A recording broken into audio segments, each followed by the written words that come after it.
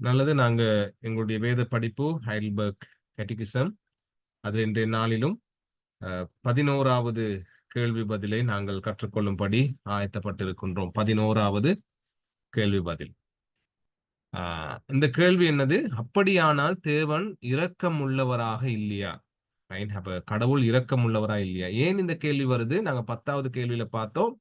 கடவுள் வந்து ஆம், பாவிகளை என்ன செய்றாராம்? இந்த உலகத்திலும் அதே போல மறு உலகத்திலும் தண்டிக்கிறவராக இருக்கிறார். ரைட் என்று நாங்க பார்த்தோம். அந்த தண்டனை பெறுகின்ற இடம், ரைட், அந்த நரகமானது பட்கடிப்பு நிறைந்த இடம், அக்கினி ஜுவாலை நிறைந்த இடம், அதே போல இருள் சூழ்ந்த இடம் என்று சொல்லி நாங்க பார்த்திருந்தோம். எனவே அப்படியான இடத்துல மனிதர்களை, பாவிகளை தண்டிக்கும்படி கடவுள் அப்படி தண்டிக்கும்படி செயல்படுறாருன்னு சொன்னா, அப்ப அவருக்கு இரக்கம் இல்லையா என்று அடுத்த கேள்வியில கேட்டு எங்களுக்கு அதன் மூலம் வேதாகம சத்தியங்களை இந்த ஹைடல்பர்க் கேட்டகிசம் எங்களுக்கு கற்றுத் தருகிறது. எனவே 11வது கேள்வி, அப்படியானால் தேவன் இரக்கம் உள்ளவராக இல்லையா என்ற கேள்வி கேட்டுட்டு அதுக்கான பதில் சொல்லப்படுது எப்படின்னு சொன்னா, தேவன் இரக்கம் உள்ளவரே. இல்லையா? அப்ப பைபிள்ல நாங்க பார்க்கிற காரியம் என்னது? தேவன் இரக்கம் உள்ளவர். ஆனால் இன்னும் ஒரு காரியம் அங்கே சேர்க்கப்படுது பாருங்க. அது போலவே அவர் நீதி உள்ளவராகவும் இருக்கிறார். சரியா? அப்போ அவருடைய நீதியானது தேவனுடைய மகா உன்னத மகத்துவத்திற்கு எதிராக செய்யப்பட்ட பாவத்தை அதே அளவிற்கு அதிகபட்ச தண்டனையாக சரீரம் மற்றும் ஆத்துமா ஆகிய இவ்விரண்டையும் நித்திய தண்டனைக்கு உட்படுத்துகிறது என்று சொல்லி அந்த பதில் சொல்றத நம்ம பார்க்கிறோம். அப்போ என்ன நாங்க கவனிக்கிறோம்? நம்ம நம்ம நம்ம ஆராதிக்கிற ஆண்டவர் யார் என்பதை நம்ம அவதானிக்கிறோம் இந்த இந்த பதில் மூலம், இல்லையா? அப்போ நம்ம ஆராதிக்கிற ஆண்டவர் யார் என்றத நம்ம அறிந்து கொண்டாதான் நாங்க நாங்க எங்களுடைய ஆராதனை வந்து ஒரு புத்தியுள்ள, ஒரு அர்த்தமுள்ள ஆராதனையாக இருக்கும், இல்லையா? ரைட். அப்ப என்ன நாங்க பார்க்கிறோம்னு சொன்னா, கடவுள் இரக்கம் உள்ளவர். அதே நேரத்துல அவர் நீதி உள்ளவராகவும் இருக்கிறார் என்பதை நம்ம பார்க்கிறோம். சரியா? அப்போ அவர் இரக்கமும் நீதியும் உள்ளவராக இருக்கிறார். அப்ப நீதி உள்ளவராக இருக்கிறதுனால என்ன செய்றாராம்? ஆ, அவருடைய நீதியானது அந்த வசனம் தொடர்ந்து பாருங்க அந்த பதில். அவருடைய நீதியானது தேவனுடைய மகா உன்னத மகத்துவத்திற்கு எதிராக செய்யப்பட்ட பாவத்தை, ரைட், அதே அளவிற்கு அதிகபட்ச தண்டனையாக சரீரம் மற்றும் ஆத்துமா ஆகிய இவ்விரண்டையும் நித்திய தண்டனைக்கு உட்படுத்துகிறது. சரியா? அப்ப அவர் நீதி உள்ளவராக இருப்பதனால, அந்த நீதியின் நிமித்தம் தான் அவர் என்ன செய்றாரு? பாவத்தை, பாவிகளை தண்டிக்கின்றவராக இந்த உலகத்திலும், மறு உலகத்திலும் நித்திய காலமாக அவர்களை தண்டனைக்கு உட்படுத்துகிறவராக இருக்கிறதுக்கு காரணம், அவர் நீதி உள்ளவராக இருப்பதினாலே என்பதை இந்த வசனத்தின் இந்த பதில்ல நம்ம கவனிக்கிறோம். ரைட். அப்ப தேவன், நாங்க வேதத்துல பார்க்கிறோம், அவர் வந்து அன்புள்ளவர், அவர் வந்து இரக்கம் நிறைந்தவர், ரைட். அதே போல என்ன பார்க்கிறோம்? அவர் நீதி உள்ளவராகவும் இருக்கிறார் என்பதை நாங்க பார்க்கிறோம். இப்ப நாங்க கவனிக்கிறோம் நம்முடைய ஆண்டவர், நம்ம ஆராதிக்கின்ற, நம்ம உறவாடுகின்ற, நம்ம விசுவாசிக்கின்ற, நம்ம நம்புகின்ற நம்முடைய தேவன் நீதி உள்ளவர் என்று சொல்லும் பொழுது அதுக்கான அர்த்தம் என்ன? ரைட். அப்ப இந்த கிறிஸ்தவ சொற்களஞ்சியத்துல இந்த நீதி உள்ளவர் என்றதுக்கான அர்த்தம் எப்படி சொல்லப்படுதுன்னு சொன்னா, பாருங்க, நீதி அப்படின்னா செய்யப்படும் ஒரு செயல் தேவனுடைய நியாயப்பிரமாணத்துக்கு சரியானதாக ஒத்திருப்பது. அப்ப நீதி என்றால் என்ன? வேதாகமத்துல நாங்க பார்க்கிறோம், நீதி, அ உங்களுடைய நீதி வந்து பரிசேயருடைய நீதியை விட அதிகமா இருக்கணும்னு சொல்லி ஆண்டவர் சொல்றாரு, இல்லையா? நீதி. அப்ப நீதினா என்ன?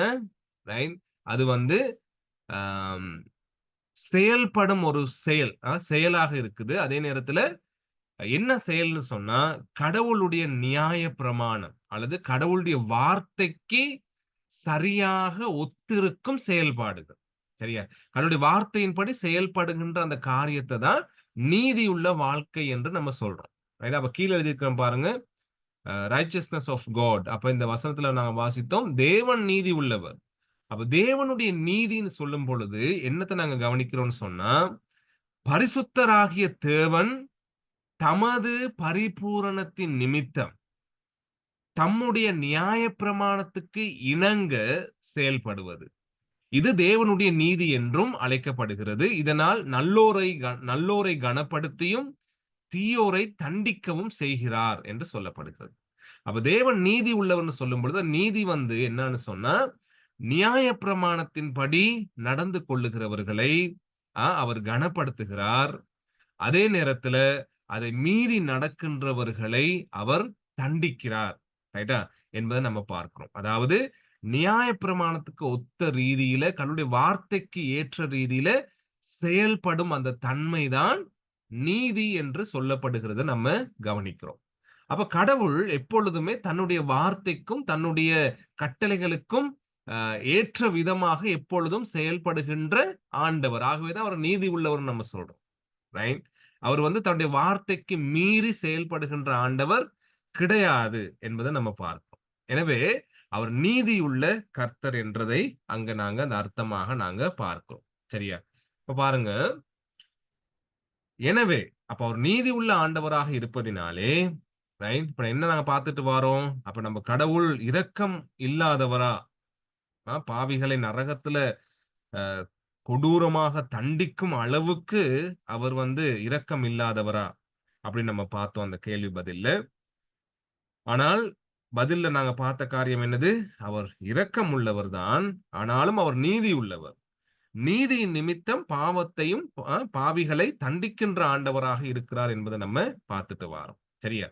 எனவே இந்த காரியம் நமக்கு என்ன காரியத்தை உணர்த்துகிறது என்று சொன்னால், அந்த பதில் விளக்கமாக தொடருது எப்படின்னா, எனவே தேவன் அன்புள்ளவர் என்றும் அவர் பாவத்தை தண்டிக்க மாட்டார், நரக தண்டனையை அனுமதிக்க மாட்டார் என்று பாவத்தை குறித்து கவலையற்றவர்களாக அலட்சியமாக இருக்க முடியாது.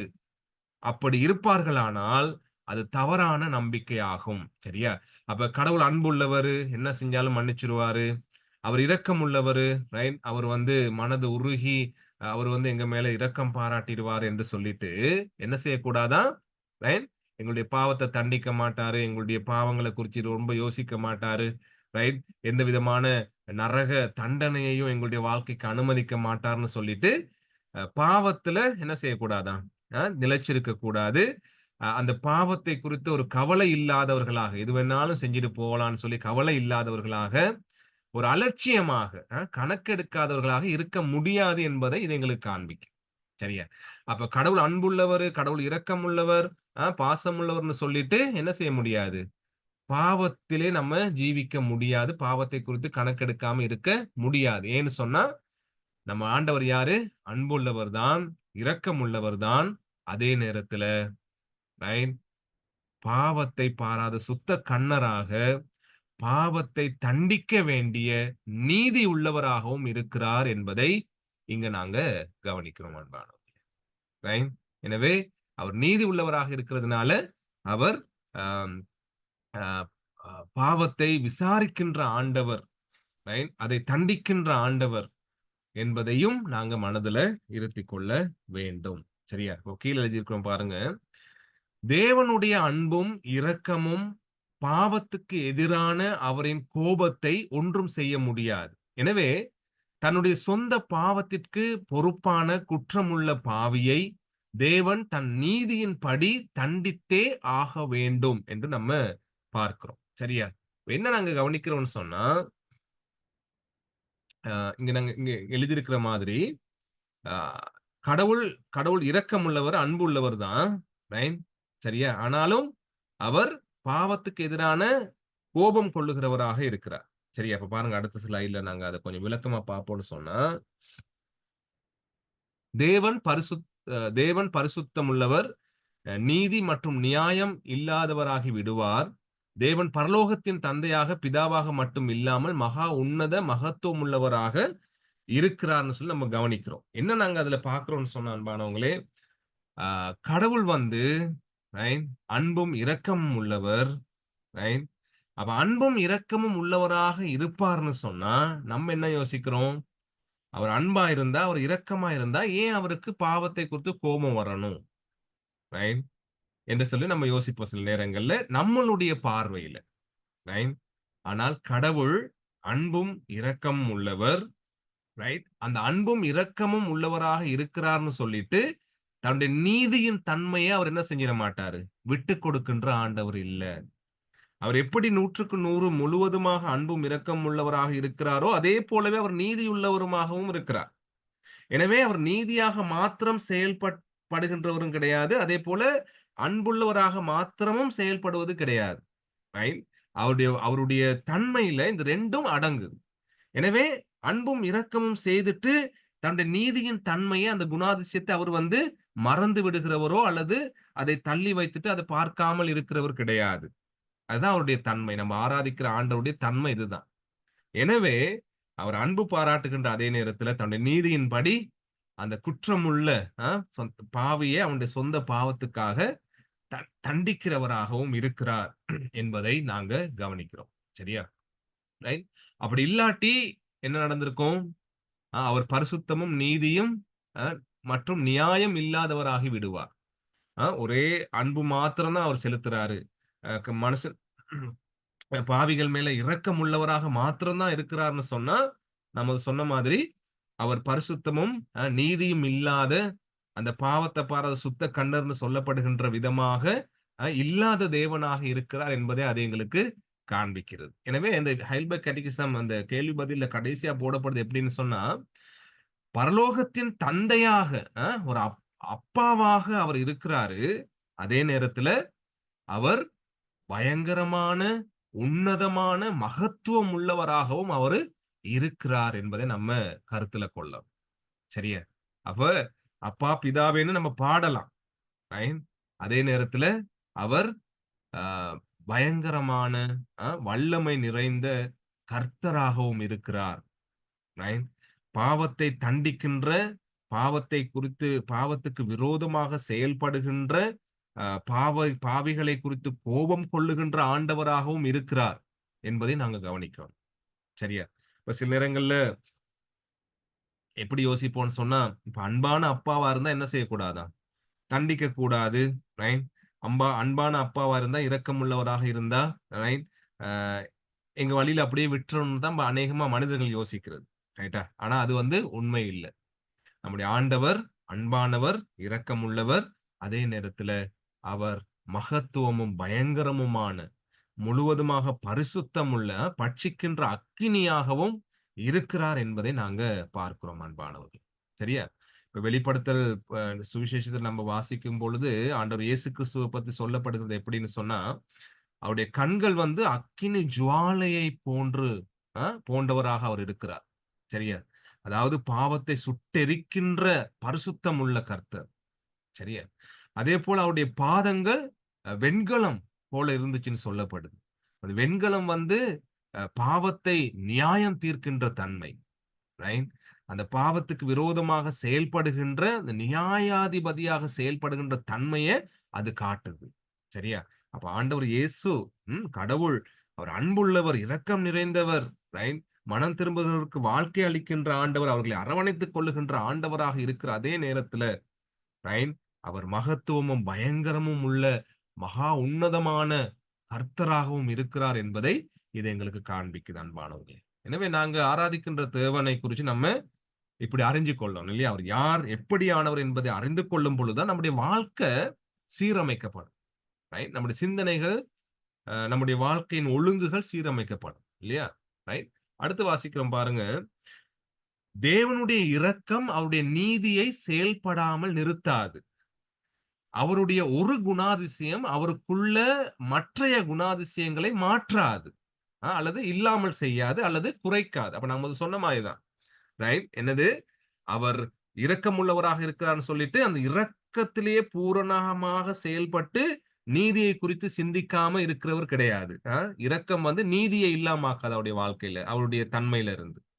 ரைட்டா? என்பதை தான் நாங்க இங்க பார்க்கிறோம். ரைட்? அவருடைய அன்பும் அவருடைய நீதியும், அவருடைய அன்பும் அவருடைய இரக்கமும் நீதியை குறிச்ச சிந்தனையை அவருடைய தன்மையிலிருந்து எடுத்து போடாது என்பதை நம்ம பார்த்துக்கிட்டு வாரோம். ரைட்டா? இப்ப கீழே எழுதியிருக்கோம் பாருங்க. இப்ப நாங்க ரைட்டா, நம்முடைய தன்மை எப்படி, மனிதர்களுடைய தன்மை சில நேரங்கள்ல நேரத்துக்கு நேரம் எப்படி எங்களுடைய உணர்வுகள்ல மாற்றம் உண்டாகும் எங்களுடைய வாழ்க்கையில இல்லையா? எங்களுடைய குணாதிசயங்கள்ல மாற்றம் உண்டாகும். வித்தியாசமானவர்களாக இருப்போம். ஒரு கட்டத்துல ரொம்ப அன்புள்ளவர்களாக இருப்போம். சில நேரங்கள்ல ரைட் வெறுப்பு காண்பிக்கிறவங்களாக இருப்போம். சரியா? சில நேரங்கள்ல இரக்கம் உள்ளவர்களாக இருப்போம். சில நேரங்கள்ல சுயநலமாக, கொடூரமாக செயல்படுகிறவர்களாகவும் நம்ம இருப்போம். சரியா? அப்ப என்ன காண்பிக்குதுன்னு சொன்னா, எங்களுடைய ஒரு குணாதிசயம் இன்னொரு குணாதிசயத்த இல்லாம ஆக்குது. அதுதான் மனிதனுடைய தன்மை. ரைட்டா? நாங்க அன்புள்ளவர்களாக இருக்கும் பொழுது, அந்த கொடூரத்தன்மைய நாங்க வந்து வெளிப்படுத்துறது கிடையாது. இல்லையா? என்பதை நம்ம இங்க கவனிக்கிறோம். ஆனால், கடவுள் வந்து அப்படி கிடையாது. அவருடைய தன்மைகள்ல அவர் காலத்துக்கு காலம், நேரத்துக்கு நேரம் தன்னுடைய குணாதிசயங்கள்ல மாறுகிறவர் கிடையாது. ரைட்? அவர் அன்புள்ளவர் மாத்திரமல்ல, அவர் நீதியுள்ள ஆண்டவராகவும் இருப்பதினாலே, அவர் பாவத்தை பாராத சுத்த கண்ணராக அதை தண்டிக்கின்ற ஆண்டவராக இருக்கிறார் என்பதை நாங்க கவனிக்கிறோம் அன்பானவர்களே. சரியா? ரைட்? அப்ப என்ன நாங்க பார்த்தோம் இவ்வளவு நேரம், நம்முடைய ஆண்டவர் வந்து எப்படி முழுமையான அன்புள்ளவராக இருக்கிறாரோ, அதே போலவே அவர் முழுமையான நீதி உள்ளவராகவும் இருக்கிறார். இந்த 2 தன்மைகளோடும் தான் அவர் எப்பொழுதும் செயல்படுகின்றவராக இருப்பார். ரைட்? அப்ப நாங்க என்ன பார்த்தோம்? நீதி உள்ளவராக செயல்படும் பொழுது அவருடைய அன்பு காணாம போயிராது. அதேபோல அன்புள்ளவராக செயல்படும் பொழுது நீதி காணாம போயிராது. ரைட்? அல்லது இரக்கம் காணாம போயிராது. அல்லது பரிசுத்த தன்மை காணாம போயிராது. ரைட்?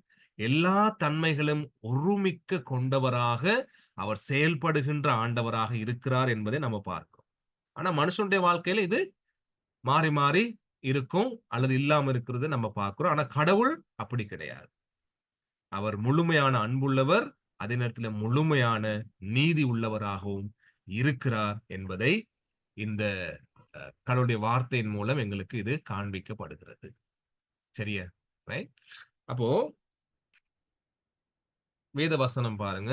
யாத்திராகமம் 34ஆம் அதிகாரம் 6ஆம் 7ஆம் வசனம். இந்த வசனங்கள் வந்து அவருடைய இந்த 2 தன்மைய அழகா காண்பிக்குது. ரைட்? பாருங்க. கர்த்தர் அவனுக்கு முன்பாக கடந்து போகிறபோது அவர் கர்த்தர், கர்த்தர் இரக்கமும், கிருபையும், நீடிய சாந்தமும், மகா தயையும், சத்தியமும் உள்ள தேவன். தயவுள்ள தேவனாக அங்க வெளிப்படுத்துறார். தயவு உள்ள தேவன், சாந்தம் உள்ள தேவன். அடுத்த வசனம் பாருங்க. 1000 முறைகளுக்கு இரக்கத்தை காக்கிறவர். இரக்கமுள்ள ஆண்டவர். 1000 தலைமுறை வரைக்கும் என்ன செய்றாராம்? இரக்கத்தை, தயவை காண்பிக்கின்ற ஆண்டவர். அதே நேரத்துல அக்கிரமத்தையும், மீறுதலையும், பாவத்தையும் மன்னிக்கிறவர். குற்றவாளியை குற்றமற்றவனாக விடாமல், பிதாக்கள் செய்த அக்கிரமத்தை பிள்ளைகளிடத்திலும், பிள்ளைகளுடைய பிள்ளைகளிடத்திலும் 3ஆம், 4ஆம் தலைமுறை மட்டும் விசாரிக்கிறவர் என்று கூறினார். இங்க வந்து இந்த மோசேக்கு ஆண்டவர் தன்னை வெளிப்படுத்தி காட்டும் பொழுது, ஆண்டவரே தன்னை பற்றி வெளிப்படுத்துறார் தன்னுடைய வார்த்தையின் மூலம். தான் யாரு? தன்னுடைய குணாதிசயம் எப்படியானது? தன்னுடைய தன்மை எப்படியானதுன்னு சொல்லி மோசேக்கு அவரே வெளிப்படுத்தி சொல்றார். ரைட்டா? சொல்லும் பொழுது இந்த 2 தன்மையும் அவர் காண்பிக்கிறார் பாருங்க. ரைட்? அவர் இரக்கத்தை காக்கிற ஆண்டவர். சரியா? மன்னிக்கிறவர். ரைட்டா? அதே நேரத்துல குற்றவாளியை குற்றமற்றவனாக விடுகிறவர் கிடையாது. ரைட்? அவங்கள அவங்களுடைய அக்கிரமத்த ரைட்? அவங்களுடைய தலைமுறையாக விசாரிக்கின்ற ஆண்டவராகவும் இருக்கிறார். அதுதான் அவருடைய நீதியின் தன்மை என்பதை இந்த வசனம் அழகாக காண்பிக்கிறத நம்ம பார்க்கிறோம். சரியா? அடுத்த வசனம் பாருங்க. யோபு 31ஆம் அதிகாரம் 10ஆம், 11ஆம் வசனங்கள்ல, ஆகையால் புத்திமான்களே எனக்கு செவிகொடுங்கள். அக்கிரமம் தேவனுக்கும், அநீதி சர்வ வல்லவருக்கும் தூரமாயிருக்கிறது. மனுஷனுடைய செய்கைக்கு தக்கதாக அவனுக்கு சரிகட்டி, அவனவன் நடக்கைகளுக்கு தக்கதாக அவனவனுக்கு பதிலளிக்கின்றார் என்பதை அது காண்பிக்கிறது. இதுதான் அவருடைய நீதியின் தன்மைய வெளிப்படுத்துகின்ற காரியத்தை நம்ம இந்த வசனத்துல நம்ம பார்க்கிறோம். ரைட்? அப்போ அடுத்த வசனம் பாருங்க. சங்கீதம் 5ல 4ல இருந்து 6 வசனம். நீர் துன்மார்க்கத்தில் பிரியப்படுகிற தேவன் அல்ல. தீமை உம்மிடத்தில் சேர்வதில்லை. வீம்புக்காரர் உம்முடைய கண்களுக்கு முன்பாக நிலை நிற்க மாட்டார்கள். அக்கிரமக்காரர் யாவரையும் வெறுக்கிறீர். பொய் பேசுகிறவர்களை அழிப்பீர். இரத்த பிரியனையும் சூதுள்ள மனுஷனையும் கர்த்தர் அருவருக்கிறார். ரைட்டா? அப்ப இந்த வசனங்கள்லாம் எவ்வளவோ கடவுள் அவருடைய இந்த வசனங்கள வாசிக்கும் பொழுது என்ன தன்மை அது வெளிப்படுத்துது? அவருடைய நீதியின் தன்மையை. ரைட்? அந்த நீதியின் தன்மை தான் பாவத்தை அவர் வெறுக்கிறதுக்கும், பாவத்த அவர் வந்து பாவிகளை தண்டிக்கிறதுக்கும், நரக ஆக்கினை, அந்த கோப ஆக்கினை அவங்களுக்கு கொடுக்கிறதுக்கும் காரணமாக இருக்கிறது, அவருடைய நீதியின் தன்மைகள் என்பதை இந்த வசனங்கள் எங்களுக்கு தெளிவா காண்பிக்குது பாருங்க. ரைட்? பாருங்க அந்த வசனம் எப்படி சொன்னுச்சு? வீம்புக்காரர்கள் உம்முடைய கண்களுக்கு முன்பாக நிலை நிற்க மாட்டார்கள். அக்கிரமக்காரர் யாவரையும் வெறுக்கிறீர். அவருடைய நீதியின் தன்மை அந்த அக்கிரமக்காரர்களை வெறுக்கின்ற தன்மை. ரைட்? பொய் பேசுகிறவர்களை அழிப்பீர். இரத்த பிரியனையும் சூதுள்ள மனுஷனையும் கர்த்தர் அருவருக்கிறார். அழிக்கும் தன்மை. இது என்னத்த காண்பிக்குது? அவருடைய நீதியின் தன்மை. தன்னுடைய வார்த்தைக்கு ஏற்ற விதமாக, தான் சொன்ன தன்னுடைய தன்மைக்கு ஏற்ற விதமாக செயல்படுகின்ற அந்த தன்மைய இது காண்பிக்குது அன்பானவர்களே. ரைட்? அப்புறம் பாருங்க, என்ன நாங்க இவ்வளவு நேரம் பார்த்தோம்? கடவுள் பாவிகளிடத்தில் இரக்கம் உள்ளவராகவும், அதே நேரத்துல நீதி உள்ளவராகவும் இருக்கிறார் என்பதே வேதாகம சத்தியம். சரியா? அப்ப பைபிள் அறிமுகப்படுத்துகின்ற நம்முடைய ஆண்டவர், ரைட்? பாவிகளிடம் இரக்கம் உள்ளவர், அதே நேரத்துல பாவிகளிடத்துல நீதி உள்ளவராகவும் செயல்படுகின்ற ஆண்டவர். ரைட்? அப்போ நம்ம ரொம்ப பயபக்தியோட ஆண்டவரை ஆராதிக்கணும் இல்லையா? ரைட்? அவர் இரக்கம் உள்ளவர் தான். ஆனால் அவர் நீதி உள்ளவர். பாவத்தை முழுவதுமாக வெறுக்கின்ற, அதற்குரிய தண்டனையை கொடுக்கின்ற ஆண்டவராக இருக்கிறார் என்பதையும் அது எங்களுக்கு காண்பிக்குது. இப்போ பாருங்க, ரோமர் 3ஆம் அதிகாரத்துல 25ஆம் 26ஆம் வசனம், தேவன் பொறுமையாய் இருந்த முற்காலத்தில் நடந்த பாவங்களை தாம் பொறுத்துக் கொண்டதை குறித்து தம்முடைய நீதியை காண்பிக்கும் பொருட்டாகவும், தாம் நீதி உள்ளவரும் இயேசுவினிடத்தில் விசுவாசமாய் இருக்கிறவனை நீதிமான் ஆக்குகிறவருமாய் விளங்கும்படி இக்காலத்திலே தமது நீதியை காண்பிக்கும் பொருட்டாகவும், கிறிஸ்து இயேசுனுடைய இரக்கத்தை பற்றும் விசுவாசத்தினாலே பலிக்கும் கிருபாதார பலியாக அவரையே ஏற்படுத்தினார். சரியா? அப்போ ஆண்டவர் அன்பு உள்ளவர், இரக்கம் உள்ளவர், அதே நேரத்தில் அவர் நீதி உள்ளவர் இவ்வளவு நேரம் நம்ம பார்த்தோம். அப்ப அந்த நீதியின் தன்மையின் நிமித்தம் அவர் பாவிகளை தண்டிக்கணும். ரைட்? இப்ப என்ன சொல்லப்படுது இந்த வசனத்துல? தேவன் பொறுமையா இருந்த முற்காலத்தில் நடந்த பாவங்களை தாம் பொறுத்து கொண்டதை குறித்து தம்முடைய நீதியை காண்பிக்கும் பொருட்டாகவும், தாம் நீதி உள்ளவரும் இயேசுவினிடத்தில் விசுவாசமாய் இருக்கிறவனை நீதிமானாக்குறவருமாய் விளங்கும்படி இக்காலத்தில் தமது நீதியை காண்பிக்கும் பொருட்டாகவும். சரியா? அப்போ தன்னுடைய நீதிய, ரைட், அவர் என்ன செய்யறாரா? முக்காலத்துல, பழைய ஏற்பாட்டின் காலத்துல அவர் தன்னுடைய நீதியை முழுவதுமாக தனக்கு விரோதமாக செயல்பட்ட மக்கள் மீது அவர் காண்பிக்கவில்லை. ரைட்டா? அவர் என்ன செய்தாரா? பொறுத்து கொண்டார். எப்படி பொறுத்து கொண்டார்? பழைய ஏற்பாட்டுல ஆண்டவர் வந்து பலவிதமான பழி செலுத்துகின்ற, ரைட், பண்டிகைகளை பழி செலுத்துகின்ற காரியங்களை ஆண்டவர் என்ன செய்தாரு? அங்க நியமிச்சு கொடுத்தார். சரியா? அப்போ தன்னை நெருங்கி வருகின்றவன் என்ன செய்யணும்? ஒரு பலியை, ஒரு ஆட்டையோ ஒரு ஒரு மாட்டையோ என்ன செய்யணும்? அவன் வந்து பழி செலுத்தணும். எதற்காக பழி செலுத்துறான்? ஆண்டவருக்கு முன்பாக என்னை ஏற்றுக்கொள்ளுங்க ஆண்டவரே, எனக்கு பதிலாக, என்னுடைய பாவங்களுக்கு பதிலாக இந்த மிருகத்தை நான் பலியாக கொடுக்கிறேன். இந்த இரத்தத்தை நான் சிந்த வைக்கிறேன். அதன் மூலம் நீங்க என்ன செய்யுங்க? என்னுடைய பாவங்களை நீங்கள் மன்னித்து பாவியாகி என்னை என்ன செய்யுங்க? நீங்க ஏற்றுக்கொள்ளுங்க என்று சொல்றோம். அப்ப ஆண்டவர் என்ன செய்யறாரு? தொடர்ந்தும் பாவிகள் பழி செலுத்தும் பொழுது அந்த பாவியை பொறுத்துக் கொள்ளுகிறார். சரியா? ஆண்டவர் என்ன செய்யறாரு? பலிபீடத்தை கட்ட சொல்லிட்டு அவருடைய பரிசுத்த பார்வை என்ன செய்யுது? அந்த பலிபீடத்தை நோக்கி பார்த்து கொண்டிருக்கு. ரைட்? அந்த பலிபீடத்துல வைக்கப்படுகின்ற மிருகம், ரைட், வெட்டப்பட்டு அது துண்டிக்கப்பட்டு அக்கினியினால எரிக்கப்படணும். ரைட்? அப்ப அது வந்து என்ன செய்யுது? கடவுள் மனுஷனுடைய பாவத்தை அதன் மூலம் மன்னித்து அவர் சாந்தப்படுகிறார். கோபத்தை பொறுத்துக் கொள்ளுகிறார். சரியா? இப்ப பொறுத்து பொறுத்து பொறுத்து, ரைட், இப்போ ஆண்டவர் இயேசு கிறிஸ்துவுக்குள்ள என்ன செய்றாரு? அந்த எல்லா பொறுமைகளுக்கும் ஒரு முடிவை கட்டுகிறார் ஆண்டவர், தேவன். ரைட்? தன்னுடைய நீதி இப்படி பழி செலுத்துவதன் மூலம் பூரணமாக்க முடியாது. தன்னுடைய நீதிக்கு என்ன செய்ய முடியாது? அந்த பழிகள், பழைய ஏற்பாட்டின் பழிகள் தன்னுடைய நீதியை திருப்தியாக்க முடியாது. ரைட்? கடவுளுடைய நியாயமான பாவத்தின் மீதான, பாவிகள் மீதான அந்த கோபத்த, ரைட்? அந்த பழிகள் வந்து முழுமையாக்க முடியாது, திருப்திப்படுத்த முடியாது. எத்தன காளைகள தான் அடிக்கிறது? எத்தன ஆடுகள தான் அடிக்கிறது? எவ்வளவு தான் ரத்தம் சிந்த வைக்கிறது? சிந்த வச்சு ஆண்டவர திருப்திப்படுத்த முடியாது. அவருடைய கோபத்தை பாவத்தின் மீதான அவருடைய நீதியான கோபத்தை சாந்தப்படுத்த முடியாது. எனவே ஆண்டவர் என்ன செய்தாராம்? இயேசுவினிடத்துல அ அந்த பாவத்தை, அந்த பாவத்தின் அந்த தண்டனையை முழுவதுமாக செலுத்தி தீர்த்தார். ரைட்? ஆண்டவர் இயேசு கிறிஸ்துவுக்குள்ள அவர் அந்த கல்வாரி சிலுவையில பலியாக கொடுத்து, தன்னுடைய முழுமையான அந்த கோபத்தை, பாவத்தின் மீதான அந்த நீதியை என்ன செய்தாரு ஆண்டவர் தேவன், அந்த குமாரனாகிய இயேசு கிறிஸ்துவின் மீது அந்த சிலுவையில கொடுத்தாரு. ரைட்? என்பத நம்ம பார்க்கிறோம். சரியா? அப்ப அவர் நீதி உள்ளவராக இருக்கிறதுனால தான் கிறிஸ்து இயேசுவை தன்னுடைய ஒரே பேரான குமாரனை தண்டிக்க வேண்டி இருந்தது. இல்லையா? அவர் அன்புள்ளவராக மாத்திரம் இருந்திருப்பார்ன்னு சொன்னா, ஆண்டவர் இயேசு பூமிக்கு வர வேண்டிய அவசியமே இல்ல. இல்லையா?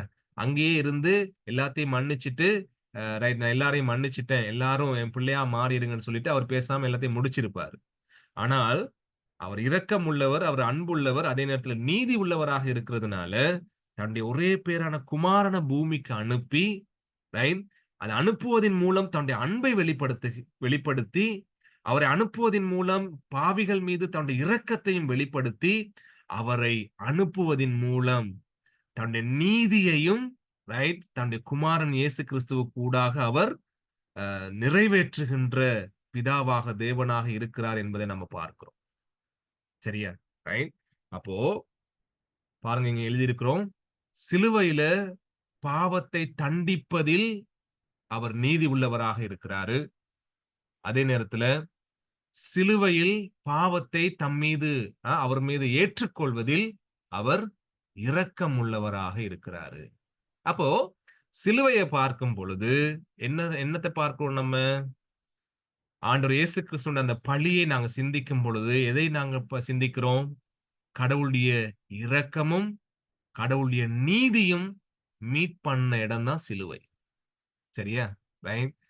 அதன் மூலம் பாவிகளுக்கு அ மன்னிப்பை கொடுத்து, பாவிகள் மீது இரக்கம் பாராட்டி, பாவிகளை ரட்சித்து, பாவிகளுக்கு நித்திய வாழ்க்கையை கொடுக்கின்றார் ஆண்டவர். அதே நேரத்துல பாவிகள் மீது போக வேண்டிய அந்த தண்டனையை தம்மீது ஏற்றுக்கொண்டு, ரைட்? அவர் வந்து அந்த அந்த நீதியை நிறைவேற்றுகின்ற ஆண்டவராகவும் இருக்கிறார். சரியா? எனவே அந்த சிலுவை பலி எவ்வளவு முக்கியம்னு பார்த்தீங்களா? ரைட்? இப்ப கடவுள் அ அப்ப இப்போ நம்ம கடவுளுக்குள்ள கடவுளை நம்புகின்ற பிள்ளைகளாக இருக்கிற நாங்க எதை நம்புறோம்னு சொன்னா, ரைட்? என்னுடைய நீதி இல்ல ஆண்டவரே. ரைட்? நான் எந்த விதத்திலும் உம்முடைய வார்த்தைக்கு உகந்த ஒரு வாழ்க்கை வாழ்ந்து, உம்முடைய இரக்கத்தை பெற்றுக்கொள்ள முடியாதவன். எனவே எனக்கு இருக்கிற ஒரே நீதி ஆண்டவர் இயேசு கிறிஸ்து. ரைட்? என் மேல வரவேண்டிய எல்லா விதமான அந்த தண்டனைகளையும் அந்த சிலுவையில, ரைட்? அந்த என் மேல வரவேண்டிய அந்த நீதியான தண்டனைய நீர் என்ன செஞ்சிட்டீங்க ஆண்டவரே? நீங்க ஏற்றுக்கொண்டுட்டீங்க. ஏற்றுக்கொண்டு எனக்கு வாழ்க்கை அளித்திருக்கிறீங்க. என் மேல இரக்கம் உள்ளவராக இருக்கிறீங்க என்பதை நம்ம பார்க்கிறோம். சரியா? எனவே அன்பானவர்களே, சிலுவை கடவுளுடைய இரக்கமும், அதேபோல கடவுளுடைய நீதியும் சந்திக்கின்ற இடமாக இருக்கிறது என்பதை நம்ம பார்க்கிறோம். சரியா? எனவே கடவுள் இரக்கம் உள்ளவரா என்ற கேள்விக்கு என்ன பதில்? ஆமா, அவர் இரக்கம் உள்ளவர் தான். ஆனால் அவர் இரக்கம் உள்ளவர் மட்டும் கிடையாது. மாறாக அவர் நீதி உள்ளவருமாக இருக்கிறார் என்பதை தான் வேதாகமம் நம்முடைய கடவுளை பற்றி நமக்கு சொல்லித் தருகின்ற சத்தியம். சரியா? எனவே அவருடைய அன்பை ருசி பார்க்கிற அதே நேரத்துல பாவத்தை குறித்ததான ஒரு பயம், ரைட்? அவருக்கு விரோதமாக செயல்படுகின்ற போது அவர் நீதி உள்ள கர்த்தர் என்ற அந்த சிந்தனை நமக்குள்ள இருக்க வேண்டியதும் முக்கியம் அன்பானவர்களே. ரைட்? அப்ப இன்னைக்கு கடவுள் வந்து அ தன்னுடைய குமாரன் இயேசு கிறிஸ்துவ கூடாக எங்கள பார்க்கிறார். சரியா? அப்ப அவருக்குள்ள அவர் மேல தன்னுடைய நீதி எல்லாத்தையும் கொட்டி தீர்த்து விட்டதுனால, இன்றைக்கு அந்த பாவத்தின் மீதான நியாயமான நரக தண்டனைய அவரை விசுவாசிக்கிற பிள்ளைகளுக்கு அவர் என்ன செய்யறது கிடையாது, கொடுக்கிறது கிடையாது. நமக்கு மரண ஆக்கினை, நித்திய நரக தண்டனை நமக்கு இல்ல. அந்த தண்டனையை, அந்த நீதியான தண்டனையை தன்னுடைய குமாரன் இயேசு கிறிஸ்துவுக்கு அவர் கொடுத்துட்டார். இப்போ ரைட், அவர் இரக்கமும், அவர் அன்பும் உள்ளவராக, ரைட், அவருடைய நீதி நிமித்தம் எங்களை சிட்சித்து என்ன செய்றாரு? அவருக்குள்ள எங்களை வழிநடத்துகின்ற நல்ல தகப்பனாகவும் இருக்கிறார். எனவே அவருடைய அன்பை ருசி பார்க்கிற அதே நேரத்துல, ரைட், எங்களை உருவாக்கும்படி அவர் சிட்சிக்கின்ற ஆண்டவராகவும் இருக்கிறார். அவர் அன்புள்ளவர். அவர் சிட்சிக்கும் பொழுது அவர் நீதி உள்ளவர். அவருடைய முழுமையான அந்த தன்மையை எங்களுக்கு வெளிப்படுத்துகிறார் என்பதை நம்ம அங்க பார்க்கிறோம். ரைட், கடைசியா எழுதியிருக்கோம் பாருங்க. எனவே ஒருவனின் பாவங்கள் கடவுள் இயேசு கிறிஸ்துவின் மீது சுமத்தப்படும் போது மட்டுமே அவன் அடைய வேண்டிய தண்டனையிலிருந்து தப்பிக்க முடியும். சரியா? அந்த முழுமையான நீதி, ரைட், அந்த நீதி நிறைவேற்றப்பட்ட இடம், அந்த கொல்கத்தா மலையின் அந்த சிலுவை ஆண்டவர் இயேசு கிறிஸ்துவின் மீது ஏற்பட்ட அந்த தண்டனையின் மூலம் எங்களுக்கு கிடைச்ச அந்த ஆசீர்வாதம். அவர் மேல அது சுமத்தப்பட்டுச்சு. ரைட்? எனவே நம்முடைய ஆண்டவர் இரக்கமும் நீதியும் உள்ள ஆண்டவராக இருக்கிறார் என்பதை இந்த ஆம், பகுதி எங்களுக்கு காண்பிக்கிறது. எனவே 10வது கேள்வி என்னது நாங்க பார்த்தோம். கேள்வி பதில்ல கடவுள் ஏன் பாவிகளை தண்டிக்கணும்? அவருக்கு இரக்கம் இல்லையா? ரைட்? நரகத்துல பட்கடிப்புகள் உண்டாயிருக்கிற இடத்துல ஏன் அப்படி சாகணும் மக்கள்? ஏன் அப்படியான தண்டனையை கொடுத்துட்டாரு? இரக்கம் இல்லையா? ரைட்? அப்ப என்ன நாங்க பார்த்தோம்? அவர் இரக்கம் உள்ளவர். அவர் நீதி உள்ளவராக இருக்கிறதுனால பாவத்தை தண்டித்தே ஆக வேண்டும். ரைட்? ஆனால் அவர் சிலுவையில தன்னுடைய குமாரன் இயேசு கிறிஸ்துவின் மூலம் அந்த நீதியை தீர்த்து விட்டதுனால இன்றைக்கு அந்த தண்டனையிலிருந்து, ரைட், அவருடைய நீதியான அந்த நரக கோப ஆக்கினையிலிருந்து நாங்க தப்பி வைக்கப்பட்டிருக்கிறோம். ரைட், என்பதை நாங்க இந்த கேள்வி பதில் மூலம் நாங்க கவனிக்கிறோம்.